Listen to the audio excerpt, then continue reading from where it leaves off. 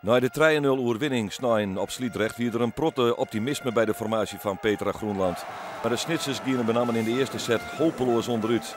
Dit is de beslissende klap van Inge Molendijk. En met 24-14 wordt Snits in de eerste set afserveerd.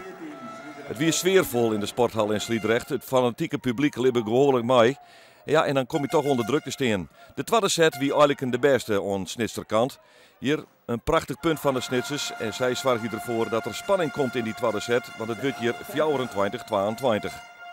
Fenna Seinstra on de service. Zij hier midden in deze tweede set een hele goede riege. En bracht Snits daarmee voorom in de race. En deze bal gaat uit en er is het 24-23. En liep het er toch een succes mogelijk in deze set van de Snitsers. Maar Sliedrecht beslikt het oors. Want deze klap die is binnen en dat betekent dat ik de tweede set gaat naar Sliedrecht. 24-23.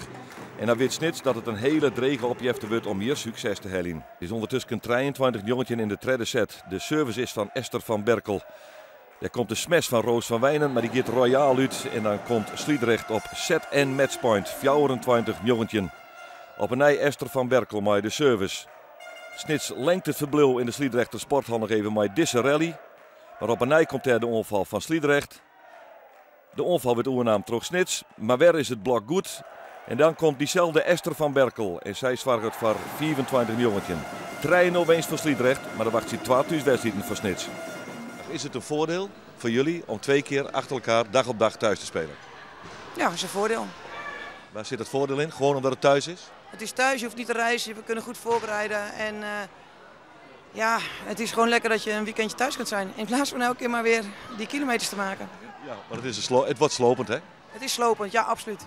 Maar nog niet uitgeschakeld, hè? Het is nog maar 1-1. Het is nog maar 1-1 en zij moeten in ieder geval bij ons thuis 1 keer winnen. Dus laat dat maar zien.